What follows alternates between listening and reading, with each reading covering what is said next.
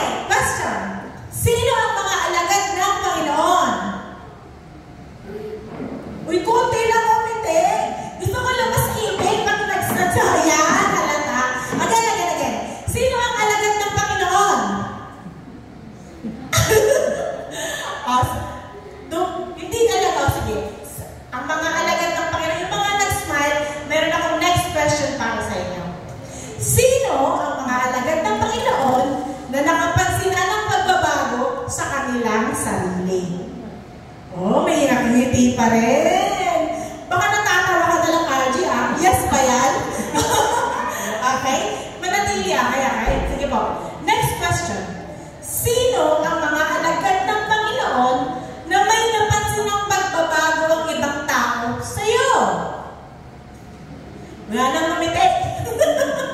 Yung sabi mo, ano nangyari sa'yo? Bakit ganyan ka na? Dati hindi ka naman ganyan, di ba? Yun po, di ba? Mararamdaman may meron tayo masukaan. Next question. Sino ang alagad ng Panginoon na nakapaghayo at nakaapekto na ng buhay ng ibang tao? Yung may nadala ka na sa paalam ng Panginoon, ayaw na matanggal ng ngiti ng angel. May nadala na ba tayo sa paalam ng Panginoon? Amen. Jonel, ang lakas ng amen mo. At kung nadala na po ba natin siya sa paalam ng Panginoon, nagkaroon na rin po ba ng ebidensya ang pagbabago sa buhay niya? Amen. So, napakahalaga po ng ating pag-uusapan ngayon. This is servanthood. Ang mga servants po ay ina-expect na mag-submit o magpasako. Ang mga servants din po ay naglilingkod, nagsasakripisyo, at naninindigan. Kagaya po ng ginawa ni Shadrach, Meshach, and Abednego. Pero ang tanong, kanino pa talaga nanggaling ang utos na tayo ay maglingkod? Amen? Kasi ang paglilingkod po ay hindi utos ng tao, kundi utos ng Panginoon. Amen? Basahin po natin sa Matthew chapter 28, verses 19 to 20. Kaya, humayo kayo, gawin ninyong alagad ko ang mga tao sa lahat ng bansa. So, bautismuhan ninyo sila sa pangalan ng Ama at Anak at ng Espiritu Santo. Turuan ninyo silang sumunod sa lahat ng inuutos ko sa inyo. Tandaan ninyo, ako'y laging kasama ninyo hanggang sa katapusan ng panahon. So, ang kinakausap po ng Panginoon dito ay tayo. Amen?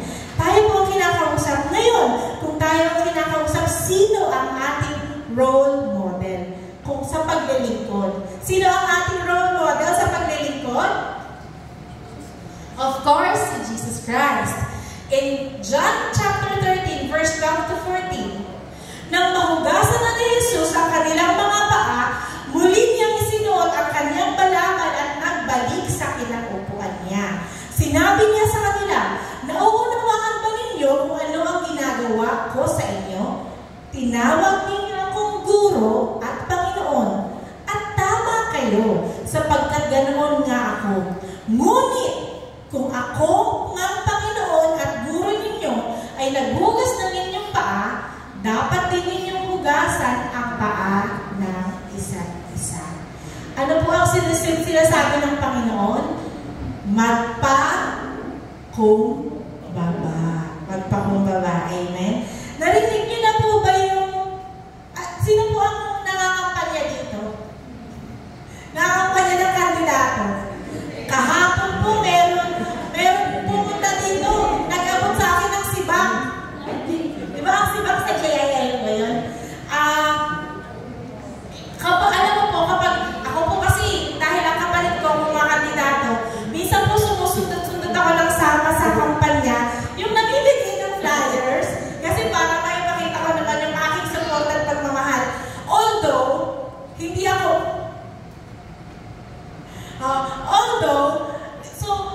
hindi ko kaya ibigay lahat ng meron ako, at least may pakita ko yung pagmamahal ko sa kanya. Amen?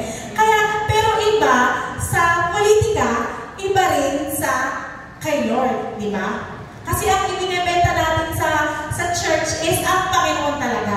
Ang itinataas natin sa Panginoon ay sa church ay ang Panginoon talaga. So, alam niyo po ba na kahit ang mga disciples ay guilty sa pagpamalaki? Tingnan mo nito ha. In 1 John chapter 2 verse 16, ang lahat ng nasa sanlibutan, ang pagnanasa sa laman, ang pagnanasa ng mata, at ang pagmamalaki sa buhay, ito ay hindi nagmumula sa Ama, kundi sa sanlibutan. In Mark chapter 9 verse 35, tingnan po natin ha.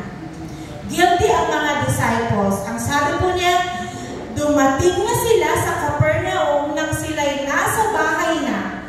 Tinanong ni Jesus ang kanyang mga alagad, ano ang pinagtatalunan ninyo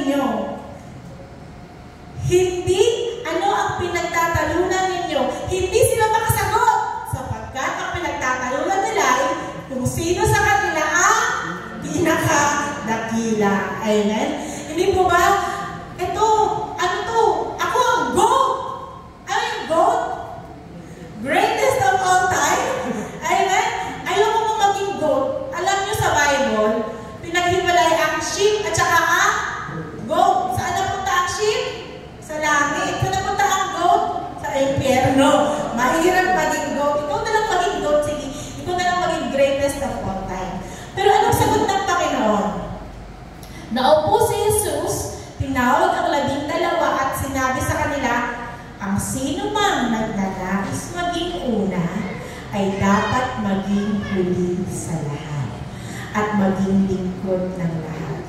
So, kailangan po ng pagpapakumbaba.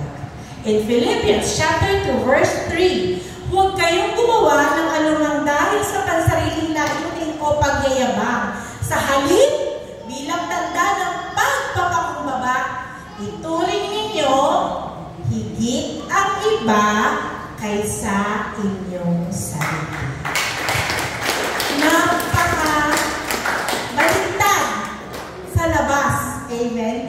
Ang utos ng Panginoon, kung handito tayong lahat, kapag pinapila tayo, kung sino ang pinakadakila, dapat nag-uunahan tayo sa likod, sa huli. Hindi tayo nag-uunahan sa harap. Amen?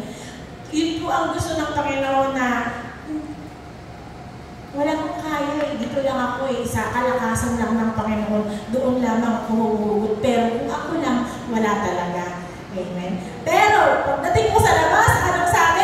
Ako'y ganito, ako'y ganyan, ako'y magaling, gagawin mo ito, gagawin mo yan. So, baliktad na baliktad ko talaga. Amen? Amen. Hallelujah. Praise God. Sabi ng Panginoon in Philippians chapter 2, verse 6 to 8, kahit taglay niya ang kalikasan ng Diyos, hindi niya pinagpilitang manatiling kapantay ng Diyos. Sa halip, kusa niyang binitawan ang pagiging kapantay ng Diyos at namuhay bilang isang alipin, alagad, lingkod, or servant. Ipinanganak siya bilang tao at nang siya'y maging tao, nagpakumbaba siya at naging masunurin hanggang sa kamatayan. Maging tumay kamatayan sa krus. Sapagkat, in Marcos chapter 10, verse 45, ang anak ng tao ay naparito, hindi upang paglingkuran, kung hindi upang maglingkod at mag-alay ng kanyang buhay para sa ikatutubos ng marami. Hindi naman po hiningi ng Panginoon i-alay natin yung ating buhay para sa ikatutubos ng marami. Ang hinihiling lamang po niya ay gawin nating alagad ang mga tao. Kung tayo po'y alagad na, gawin din natin alagad ang mga tao. Gaano ka ba ka-passionate magkwento ng narinig mo paglinggo, pagdating mo sa bahay o pagdating mo sa trabaho, na isi-share mo ba ang narinig mo? Sis, Natalie, may ipamaratas ako sa iyo. Ang ganda ng narinig ko kahapon. Tingnan mo, ganito pala, natutunan ko na ganito pala ang Panginoon, di ba? O kaya naman yung kapatid mo na nasa bahay. Alam mo ba, ang ganda ng message kahapon, try mo minsan. O kaya kapag meron ka mga kabataan na nakita, well, gano'n ang boses mo, alam mo ba, magagamit mo yan sa Panginoon. Ganun po ba tayo pagdating natin sa labas? Amen? O tumitigil ang pagiging Kristiyano at pagiging lingkod sa apat na sulok ng simbahan. Amen? Hindi po dapat ganun because the Lord Jesus Christ gave us an example. Ano ang katangian ng isang lingkod ng Panginoon? Bigyan niyo po ako ng isang katangian. RG? Humble. Humble. Very good. What else? Junel? Maganda? Maganda talaga tayo kasi nilikha tayo ng Panginoon, Junel, ha? Pero ibang kagandahan yung sinasabi mo. Ang mga lingkod ng tingnan niyo po, ha? In 2 Timothy chapter 2, verse 20 to 26, gusto ko pong basahin natin lahat. Kaya nga, iwasan mo ang masasamang hilig ng kabataan. Sa halip ay pagsikapan mo maging matuwid, tapat, mapagmahal, at mapayapa kasama ng mga tao tumatawag sa Panginoon. Iwasan mo ang mga hangal at walang kabuluhang pakikipagtalo sapagkat alam mo naman na uuwi lang iyan sa pag-aaway.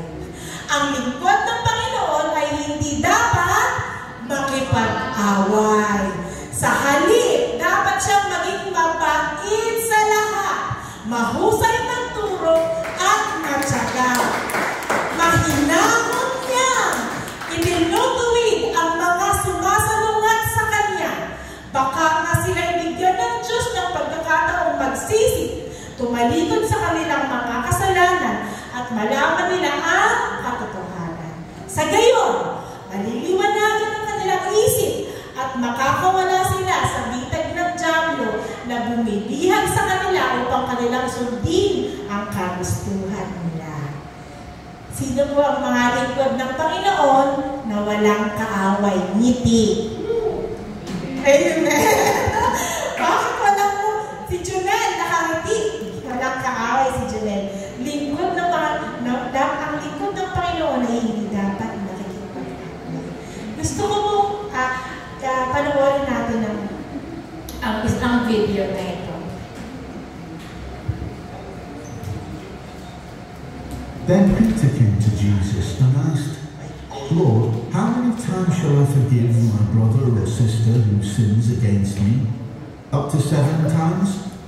Jesus answered, I tell you, not 7 times, but 77 times. Therefore the kingdom of heaven is like a king who wanted to settle accounts with his servants. As he began the settlement, a man who owed him 10,000 bags of gold was brought to him. Since he was not able to pay, the master ordered that he and his wife and his children and all that he had be sold to repay the debt. At this, the servant fell on his knees before him. Be patient with me, he begged, and I will pay back everything. The servant's master took pity on him, cancelled the debt, and let him go. But when that servant went out, he found one of his fellow servants who owed him 100 silver coins. He grabbed him and began to choke him. Pay back what you owe me, he demanded. His fellow servant fell to his knees and begged him, be patient with me, and I will pay it back. But he refused. Instead, he went off and had the man thrown into prison until he could pay the debt. When the other servants saw what had happened, they were outraged and went and told their master everything that had happened. Then the master called the servant in. You wicked servant, he said. I cancelled all that debt of yours because you begged me to. Shouldn't you have had mercy on your fellow servant, just as I had on you? In anger, his master handed him over to the jailers to be tortured until he should pay back all he owed. This is how my heavenly Father will treat each of you, unless you forgive your brother or sister from your heart. Amen. Palakpakan po natin ang Panginoon. Amen. Basahin po natin sa Matthew chapter 18 verse 21 to 35. Lumapit si Pedro at nagtanong kay Jesus, Panginoon, ilang beses po ba patatawarin ang aking kapatid na nagkasala sa akin? 7 beses po ba? Sinagot siya ni Jesus, hindi 7 beses, kundi 70 ulit na 7. 70 times 7 is 490 times. Ang dami mo, di ba? 400. So, nakakailan pa lang mga nakaka-400 na ba na kasalanan sa atin ang ating mga kapatid? Marami pa rin, may 90 pa rin po, di ba? Grabe po ang pasensya na hinihingi ng Panginoon sa atin. Sapagkat ang kaharian ng langit ay katulad nito. Ipinasya ng isang hari na hingan ng ulat ang kanyang mga alipin tungkol sa kanilang mga utang. Nang sinimulan niyang magkwenta, dinala siya sa kanyang isang lingkod na may utang ng milyon-milyong piso. Dahil sa say walang maibayad, iniutos ng hari na ipagbili siya, pati ang kanyang asawa, mga anak at lahat ng kanyang ari-arian upang siya'y makabayad. 26 6. Lumuhod ang lingkod sa harapan ng hari at nagmakaawa. Bigyan pa po ninyo ako ng panahon at babayaran ko sa inyo ang lahat. Naawa sa kanya ang hari, kaya pinatawad siya ng sa kanyang pagkakautang at pinalaya. Ngunit, pagkaalis roon ay nakita niya ang isang kanyang kapalingkod na may utang din sa kanya. Kakalabas pa lang niya sa pulwagan, kakabigay pa lang ng kapatawaran. Handun at nakamit niya ang kapatawaran, pero nung makita niya yung isang kapatid niya na may utang rin sa kanya, anong sabi niya? May utang sa kanya na ilang daang piso. Ang utang niya ay milyon-milyon. Ang utang po ng kanyang kapatid ay ilang daang piso. Sinakal niya ito. Sabay sabi, magbayad ka ng utang mo. Lumuhod ito at nagmakaawa sa kanya. Bigyan mo pa ako ng panahon at babayaran kita. Ngunit, hindi siya pumayag. Sa halip, ito'y ipinabilinggo niya hanggang sa makabayad. Hallelujah. Ano man ang inyong ginagawa, sumama ang loob ng ibang mga lingkod ng hari sa pangyayaring iyon, kaya pumunta sila sa hari at nagsumbong. Ipinatatawag ng hari ang lingkod na iyon. Sabi niya, napakasama mo, sabi ng hari. Pinatawad kita sa utang mo sapagkat nagmakaawa ka sa akin. Naawa ako sa iyo. Hindi ba dapat ka rin sanang mahabag sa kapwa mo? At sa galit ng hari, siya pinabilanggo hanggang sa mabayaran ng buo ang kanyang utang. Gaano kabigat ang kasalanan ng ating mga kapatid o mahal sa buhay na hindi natin kayang igawan ang kapatawaran kung tayo nga sa ating kasadlakan sa kasamaan ay pinatawad ng Panginoong Jesus. Amen. Mga kapatid, mahirap magpatawad, pero meron po tayong ehemplo sa pamamagitan ng Panginoong Jesus. Ang sabi ng Panginoon, gayon din ang gagawin ko sa inyo ng aking Ama na nasa langit kung hindi ninyo taos-pusong patatawarin ang inyong mga kapatid. Sino ang mga lingkod ng Panginoon? Hindi. Sino ang marunong magpatawad? Hindi. Amen. Glory to God. Amen.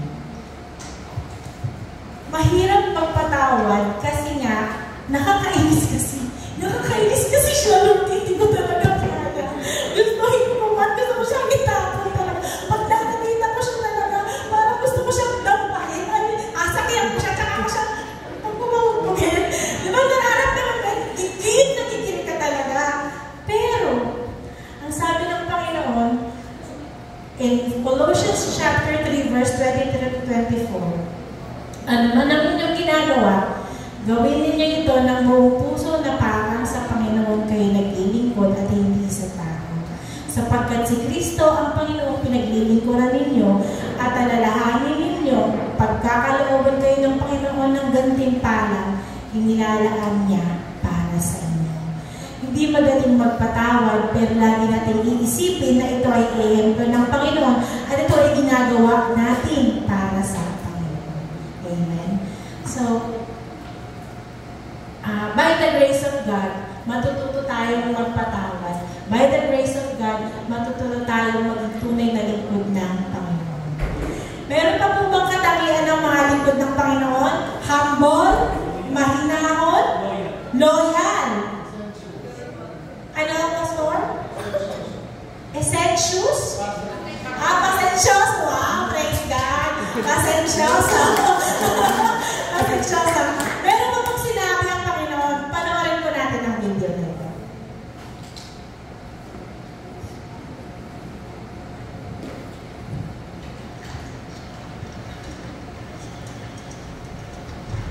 Again, it will be like a man going on a journey who called his servants and entrusted his property to them.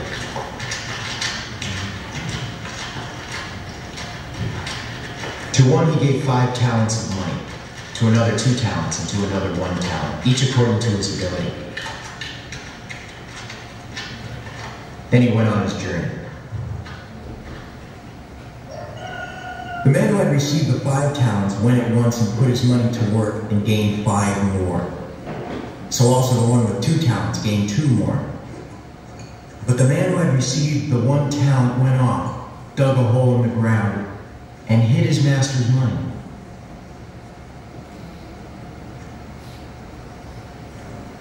After a long time, the master of those servants returned and settled accounts with them.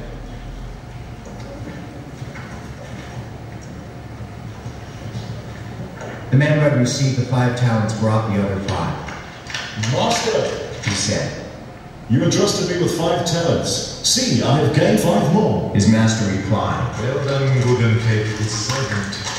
You'll be faithful with few things. I will put you in charge of many things. Come and share your master's happiness. The man with the 2 talents also came. Master, He said, You entrusted me with 2 talents. See, I have gained 2 more. his master replied, well done, good and faithful servant. You have been faithful with a few things. I will put you in charge of many things. Come and share your master's happiness. Then the man who had received the 1 talent came. Master, He said, I knew that you are a hard man, harvesting where you have not sown and gathering where you have not scattered seed. So I was afraid and went out and hid your talent in the ground. See, here is what belongs to you. his master replied, You wicked, lazy servant. So you knew that I harvest where I have not sown, and gather where I have not scattered seed. Well then, you should have put my money on deposit with the banker so that when I returned, I would have received it back with interest. Take the talent from him and give it to the one who has the 10 talents. For everyone who has will be given more, and he will have an abundance. Whoever does not have even what he has will be taken from him. And throw that worthless servant outside into the darkness, where there will be weeping and gnashing of teeth. Amen. So tama si Archie, ang katangian pa po ay matalino at loyal, o matalino at tapat. Good and faithful servant. Tingnan po natin in Matthew chapter 25, verses 14 to 30. I-recall natin. Ang paghahari ng Diyos ay maitutulad sa isang taong maglalakbay. Kaya tinawag niya ang kanyang mga tauhan at ipinagkatiwala sa kanila ang kanyang ari-arian. Binigyan niya ng salaping ginto ang bawat isa ayon sa kanilang kakayahan. Binigyan niya ng ang isa ng 5,000 salaping ginto, ang isa naman 2,000 salaping ginto, at ang isa pa ay 1,000 salaping ginto. Pagkatapos nito, siya'y umalis, kumilos agad ang tumanggap ng 5,000 salaping ginto at ipinangalakal iyon. Kumita siya ng 5,000 salaping ginto. Gayon din naman ang tumanggap ng 2,000 salaping ginto ay kumita pa ng 2,000 salaping ginto. Ngunit ang tumanggap ng 1,000 salaping ginto ay humukay sa lupa at itinago ang salaping ginto ng kanyang Panginoon. Pagkaraan ng mahabang panahon, bumalik ang Panginoon sa mga tauhang iyon at sila ay pinag-ulat. Lumapit ang tumanggap ng 5,000 salaping ginto at sinabi, Panginoon, ito po ang 5,000 salaping ginto na iniwan ninyo sa akin. Heto naman po ang 5,000 salaping ginto na tinubok nito. Sinabi sa kanya ng Panginoon, Magaling, tapat at mabuting lingkod. Halika, samahan mo ako sa aking kagalakan. Naging tapat ka sa kaunting halaga, kaya gagawin kita ang tagapamahala ng malaking halaga. Lumapit din ang tumatanggap ng 2,000 salaping ginto at ang sabi, Panginoon, ito po ang iniwan ninyo ninyo sa aking 2,000 salaping ginto. Heto naman po ang 2,000 salaping ginto na dinubo nito. Sinabi ng kanyang Panginoon, magaling, tapat at mabuting lingkod. Naging tapat ka sa kakaunting halaga, kaya't pamapahalain kita sa malalaking halaga. Samahan mo ako sa aking kagalakan. In Matthew verse 4:24, lumapit naman ang tumanggap ng 1,000 salaping ginto at sinabi, alam ko pong kayo'y mahigpit at pinipitas ninyo ang bunga na hindi inyo tinanim at inaani ninyo o hindi ninyo inihasik. Natakot po ako, kaya't ibinaon ko sa lupa ang inyong salaping ginto. Ito po ang inyong salaping. Sumagot ang kanyang Panginoon, masama at tamad na lingkod. Alam mo palang pinipitas ko ang mga bunga na hindi ko itinatanim at inaani kong hindi ko inahasik. Ba't hindi mo lamang inilagay sa bangko ang aking salaping kahit paano'y tutubo ito? Kunin ninyo sa kanya ang 1,000 salaping ginto at ibigay sa may 10,000 salaping ginto, sapagkat ang mayroon ay bibigyan pa at ang magkakaroon ng sagana. Ngunit ang wala, pati ang kakaunting nasa kanya, ay kukunin pa. Itapon ninyo sa kadiliman, sa labas ng walang silbing taong iyan. Doon, mananangis siya at magngangalit ang kanyang mga ngipin. Hallelujah. Kung mapapansin po natin, inihalin tulad po ng pinagsama po ng Panginoon ang tapat at mabuti, at saka po, just please, pinagsama ng Panginoon ang tapat at mabuti, at pinagsama rin po niya ang masama at tamad. Inisip po ba natin na ang katamaran ay kasalanan? Di ba ba? Tamad lang naman ako, okay lang, hindi naman ako masama, mabait naman ako. Pero dito po sinabi ng Panginoon, masama at tamad.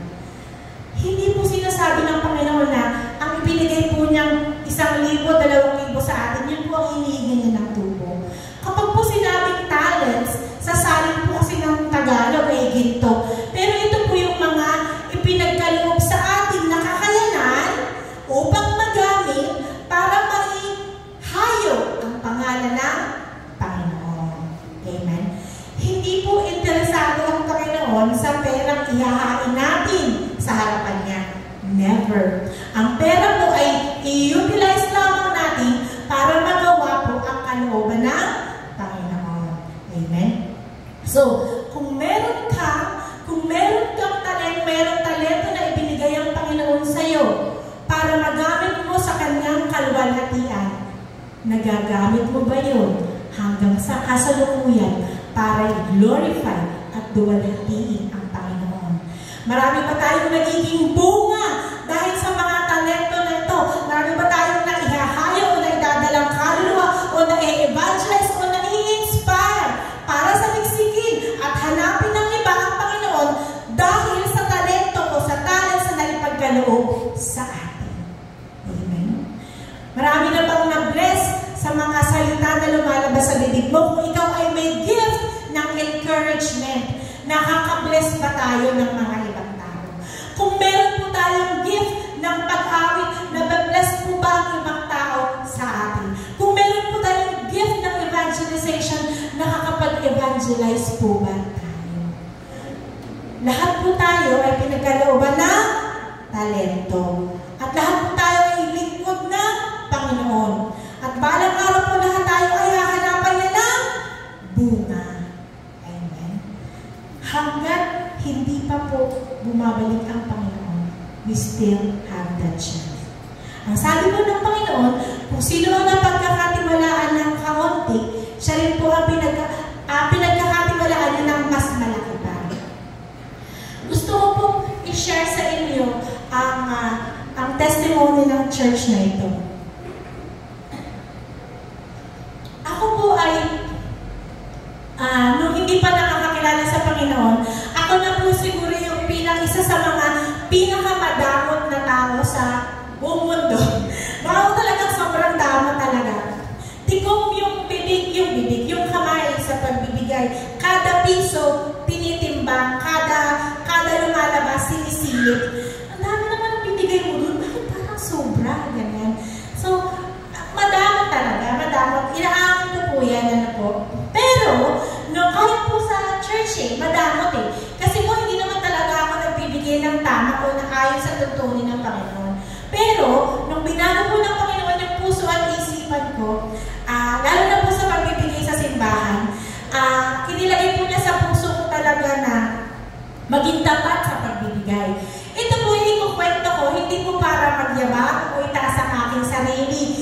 po gusto ko pong makita ninyo ang kabutihan ng Panginoon sa aming buhay at sa simbahan na ito. Amen? In-remind po ng Panginoon sa akin, hindi ko po ito pinanong sabihin ngayon, pero in-remind po ni Lord na nung pong dumadaan ang mga panahon na, di ba nag-pandemic po, nag-pandemic. Siyempre walang church. Tapos po, dumaan din yung time na wala kaming church kasi naghahanap kami ng church. Pero yung mga times po namin ay iniipon. Hindi po namin yan ginagamit, hindi po namin yan. Tapos sinatanong ko kay Lord, saang simbahan mo po gustong dalhin ang mga tithes na ito? Hindi po sumagot si Lord kung saan. Kasi po, dati pag nagtanong ako, Lord, ibibigay ko pa lahat dito. Pag sinabi niya oo, ibinibigay ko po lahat doon sa church na yon. Hindi sumagot si Lord. So after 6 months, after several months po, bigla pong nagkaroon ng panawagan ng Panginoon na magtatag ng simbahan. Yun po ang ipinagamit ng Panginoon para ma-enjoy natin ang mga meron natin. Kung sino ang mapagkakatiwalaan sa maliit, pagkakatiwalaan sa malaki. At tanging papuri lamang po sa Diyos mula sa paglalagay sa puso namin ng ganong bagay hanggang sa pagtatatag nito. Dahil kung sa amin lang po mag-asawa, hindi namin kaya. Sa Panginoon ng papuri, sa Panginoon ng parangal, siya ang may kagagawan. Siya ang parangal. Ito na po yung time na dapat magpakasipag tayo sa Panginoon. Hindi naman po sinabing ibigay natin ang lahat ng pera natin sa Panginoon, pero ibigay natin ang buong puso natin at paglilingkod sa Panginoon. Amen? Ang gusto po ng Panginoon ay ang isang lingkod na matapat at matalino. Sino po ang mga lingkod ng Panginoon? Ngiti? Ang matapat at matalino, ngiti. Dumami na? Dumami na. Amen. Amen. So, pansinin po ninyo na ang katumbas po ng magiging tamad at masama ay ipinatapon doon sa sabi nga, bibigyan siya ng kanyang Panginoong matinding parusa at pagkatapos ay isasama sa mga mapagkunwari, do'y tatamis at siya at magngangalit ang ngipin. Saan po tumatamis at nagngangalit ang ngipin ng mga tao? Sa impyerno. Amen. So, mayroong mga lingkod ng Panginoon na napupunta sa impyerno. Dahil sila ay naging masama at tama. Amen. Amen. Isa pa po, ano pa pwede niyong malibagay na katangian ng mga lingkod ng Panginoon? Archie, ang valedictorian natin. Ano pa? Naubusan na. Rain, salutatorian. Matyaga. Okay. Sabi po sa 2 Corinthians chapter 6 verse 3 to 4. Tingnan niyo po ha. Ito po ang napakahalagang ugali o bilin ng Panginoon sa mga lingkod niya. Please, all of us, we have to pay attention. Iniiwasan namin makagawa ng anumang makakahadlang kanino man upang hindi mapulaan ang aming paglilingkod. Iwasan po natin na sa ating paglilingkod ay may mapulaan ang mga nakakakita sa atin. Amen? Meron pong magandang kwento na nakakatawa na nakakainis. Kasi po, di ba mga magulang pag nasa church, di ba asa ng mga kid dahil nasa kabila? Tama. Di ba mga magulang kapag nag-praise and worship, worthy is the Lamb. Ano ba? Tumigil na ako nito. Tumigil na sinabi. Ano ba? Di ba? Tapos yung bata, minsan,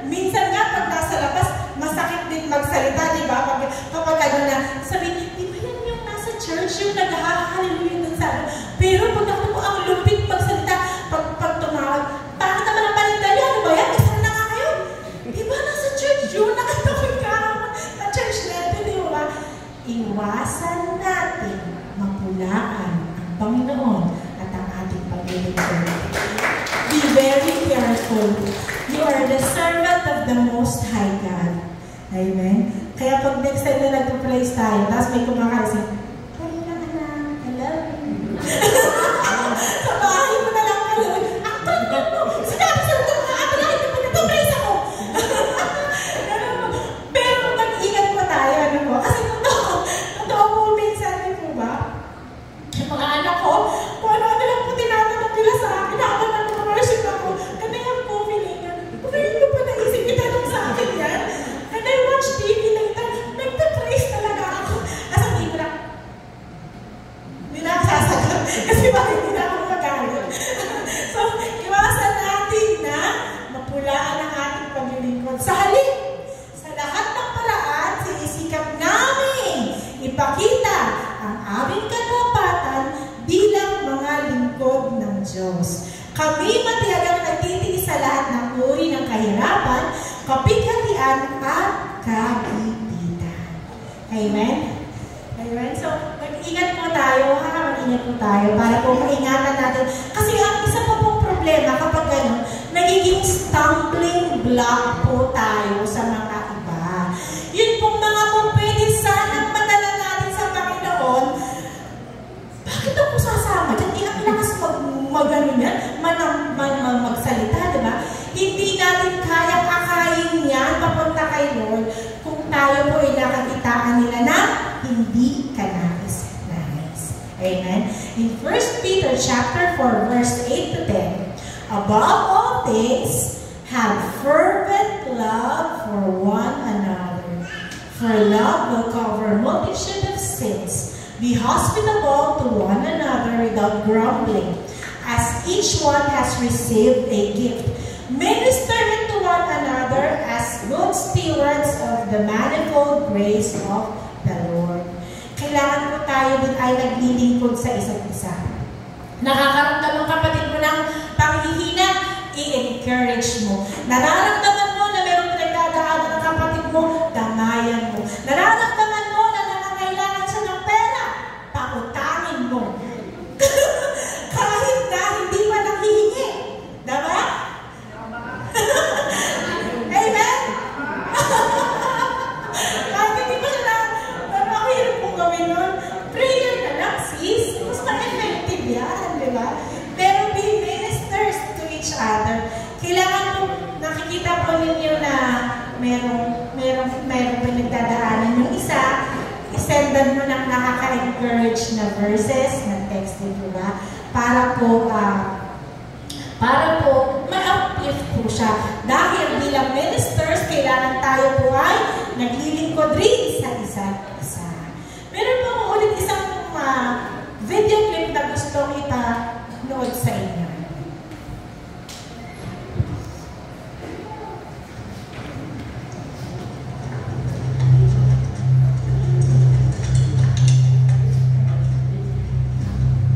The hour was now come for the Son of Man to receive great glory. I tell you the truth. A grain of wheat remains no more than a single grain, unless it is dropped into the ground and dies.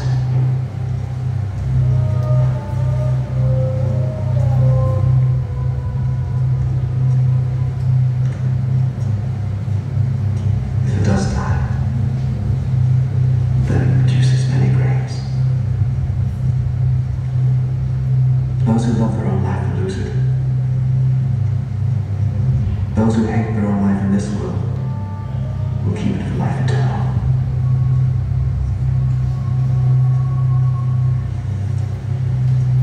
Whoever wants to serve me must follow me, so that my servant will be with me where I am, and my Father will honor anyone who serves me.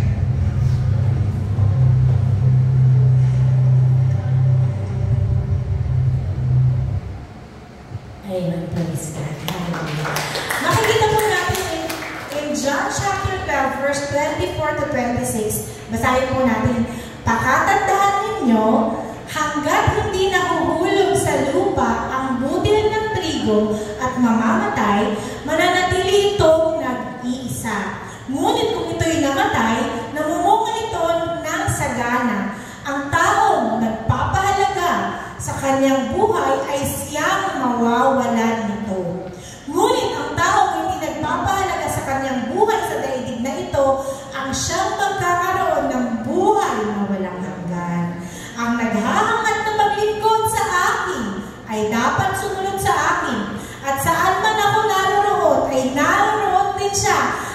Pag-aaralan ng Ama ang sino mang naglilingkod sa akin. Palampakan ko lang ang Panginoon. Tingnan po ninyo ang video clip na ito ng isang butil. Ano po ba ang nangyayari sa isang butil ng isang butil kapag po natapon sa lupa? Hindi po ba? Kunwari, nagtapon ka ng isang buto, ano pong nangyayari? Tutubo. Pero bago itutubo, ito muna ay namatay. Ito muna ay namatay. Siguro, panoodin po na.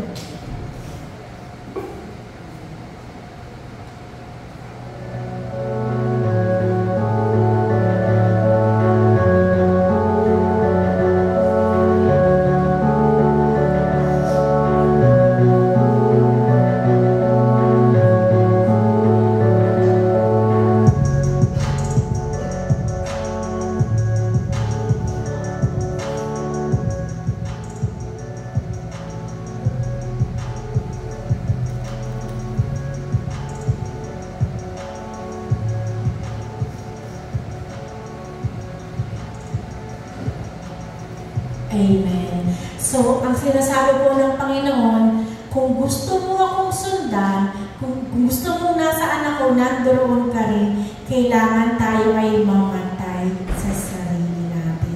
But as we've always said, death is not the ending. Hindi yan ang katapusan. Because death is just the beginning of a new life. Death physically? No. Death to one's own flesh. Ang pagkamatay sa sariling laman. Amen? Yan po ang sinasabi ng Panginoon.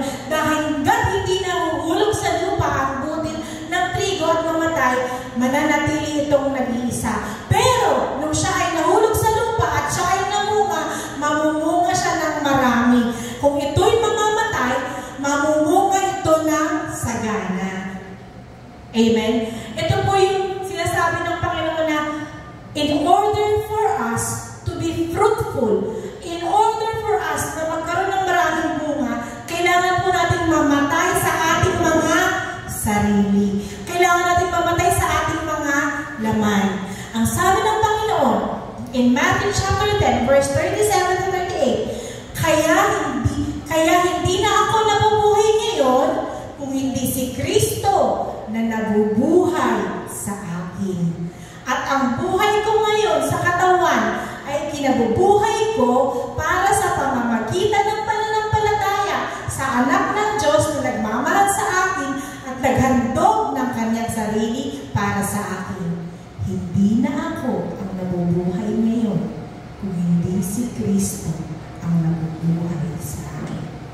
Sabi ng kanta, no longer I, but Christ living in me.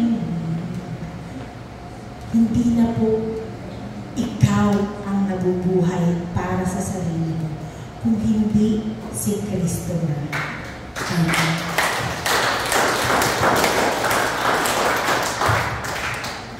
Madali bang mamatay sa sarili? Hindi. Ang sabi in Galatians 5:24, at ipinako na sa krus ng mga nakipag-isa kay Kristo Jesus ang kanilang laman at ang masasamang gawa nito.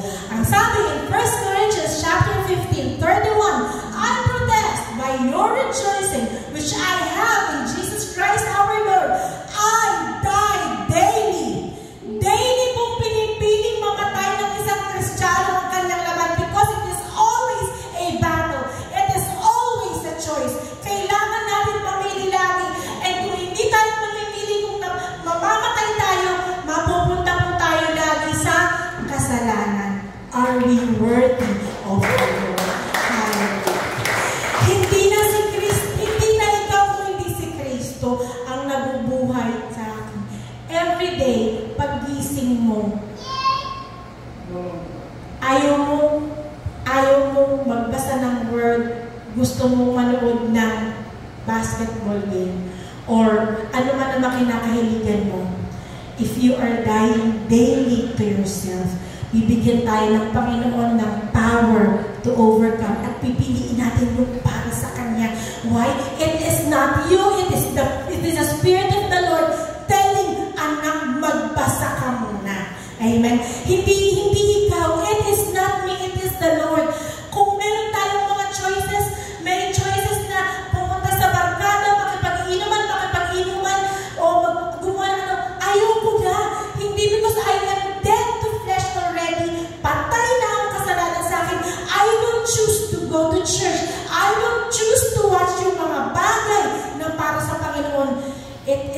commitment to die daily. Araw-araw tayo mamamatay. Kung akala natin, ipinako ang Panginoon sa krus and it's done? No. The battle has just begun. Every day, we have to die daily para malaman natin, para mapili natin kung ano yung mga mahalaga para sa Panginoon. And it's not easy. It's not easy. Nakaranas na po ba kayo ng napakatinding kasalanan na ginawa sa inyo ng isang tao? Nakaranas na po ba kayo na isang kasalanan na sa, no, it's done, friendship over, wala na tayong kabayan because you violated me, tinira ng tiwala ko, wala na, sinabihan mo ko ng pinakamasakit na salita na hindi ko akalain matatanggap ko sa tanang buhay ko. Naranasan na po ba ninyo? Amen. In the past 4 to 5 years, narinig ko na po sa aking mga mahal sa buhay ang pinaka-masakit, masaklap, degrading, demeaning, at walang katumbas na sakit ng salita. Sa mga panahon na yun, ang naramdaman ko po, lungkot, galit, sakit. But because